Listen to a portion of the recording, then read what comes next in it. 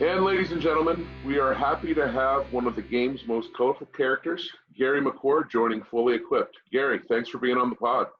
Hey, how are you doing? Everything doing all right, man. It good. is good. It is getting warm down here in Arizona. Andrew and I are down here in Scottsdale. I know you're up in Colorado, and it is well over 110 degrees most days. So you are in the better of the two spots, that's for sure.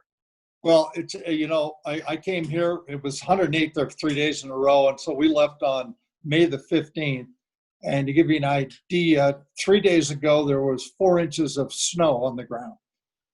4 inches of snow. I don't do snow. They opened up. They opened up at A Basin and Copper. They opened up the ski lifts a little bit, I guess, and guys are making runs. Wow! In June. 7th. That's pretty wild. Fantastic.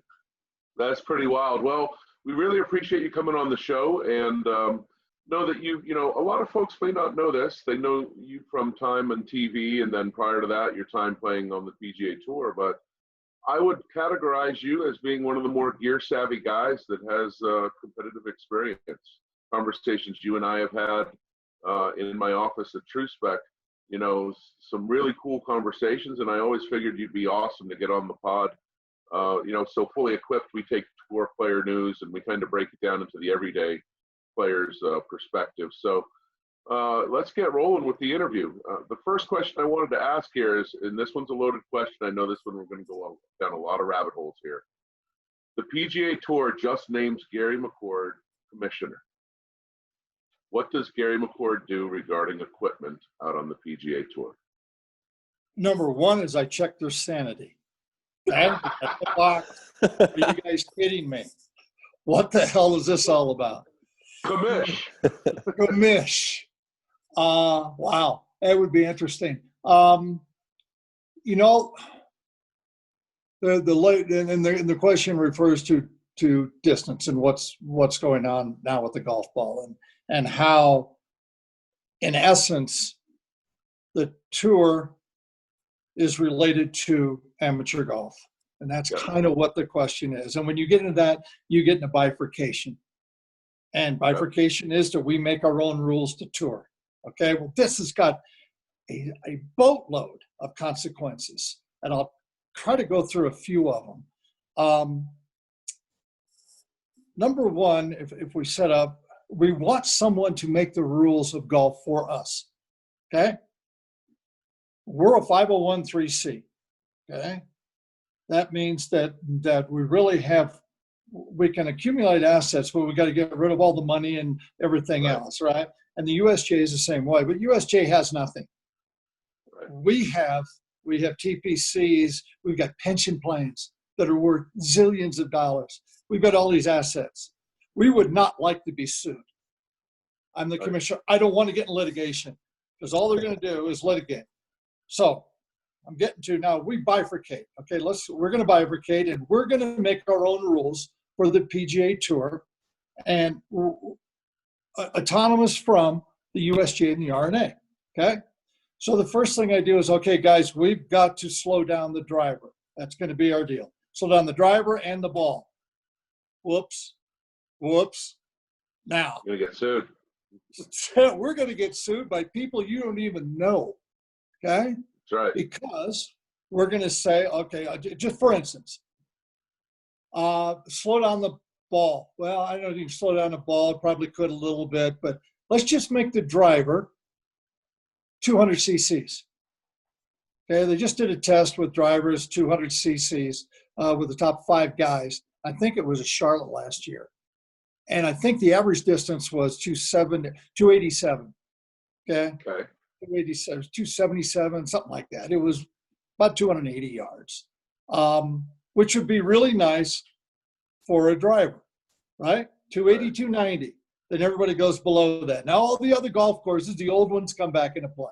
Right.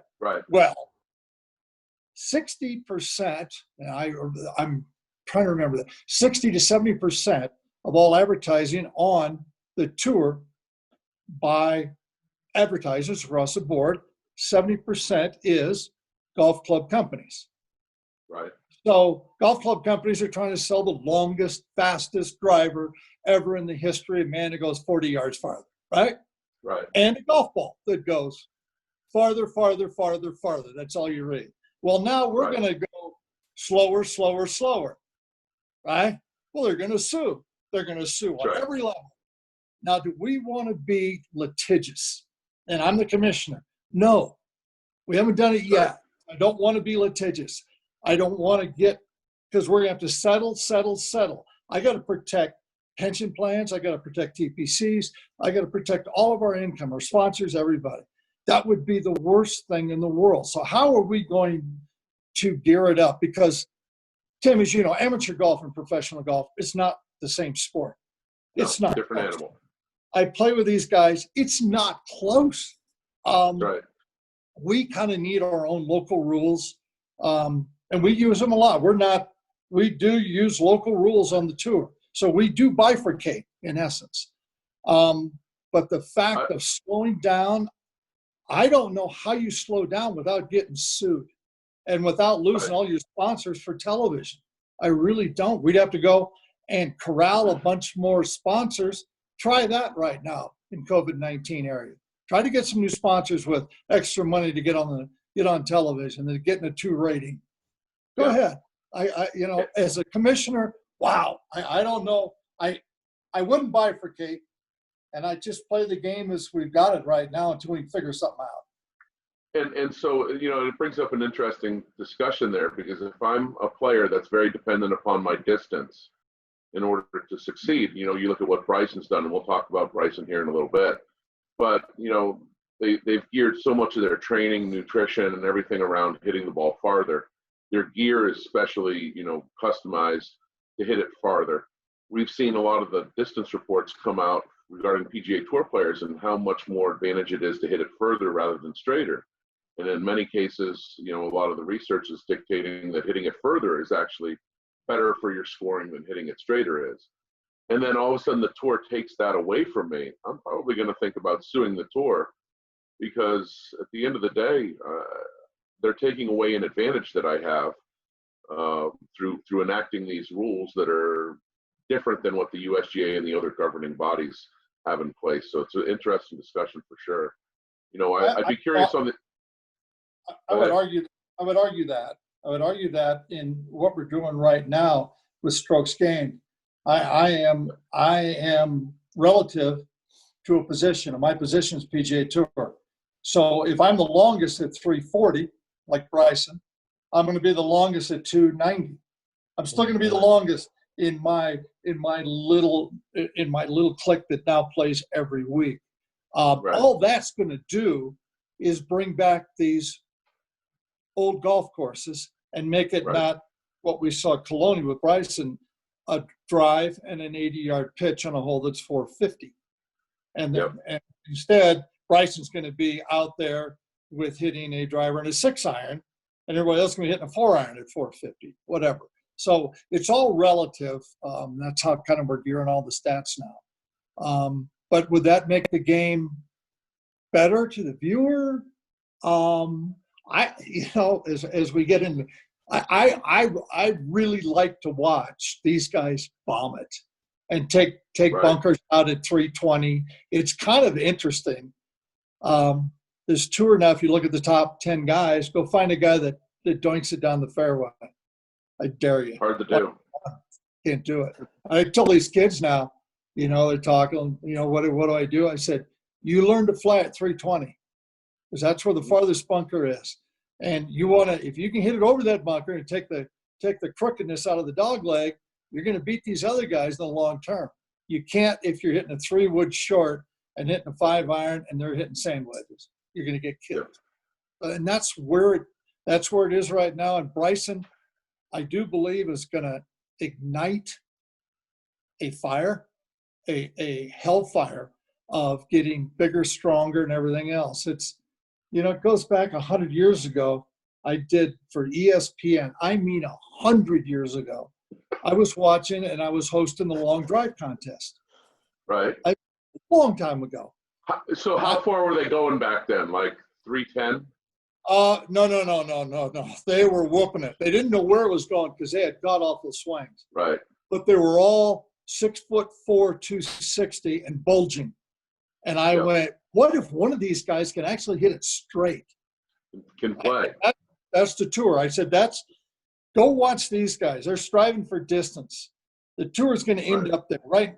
When this is probably in the late 70s, early 80s, we were playing dink ball, Trevino. Oh, we watched Trevino playing. He'd go doink, doink, doink, then beat everybody, laugh at everybody. But I thought, God, what if I'm watching these guys and they were swinging then probably 140 miles an hour, okay, with club head speed. Ball speeds were probably 190 at that point, but they were given a vicious rip, and they could care less about positions and everything else. And I went, one day, one of these guys is going to get there. And when he gets there, well, Bryson's done it the other way. Bryson got there, and then he went, I'm going to be one of those guys. And he did just what those guys did. Every one of them. The only guy that didn't was Jamie Sedlowski, who was 5'11", 168, and he averaged his last finals, which he made 8 in a row. He averaged 152 club head speed for the whole day. That's wild. No, he's the biggest freak that's ever walked, because pounds per yards, if you did it that way, which is what you do, there's not anybody close. Yeah, he's a featherweight, and it's crazy, and it's not tall, not 6'5". A lot of these guys look like Vikings that are in World Long Drive. Every guy is 6'5", former baseball pitcher. Every guy, yeah, 240, 6'5", big arms, long arms.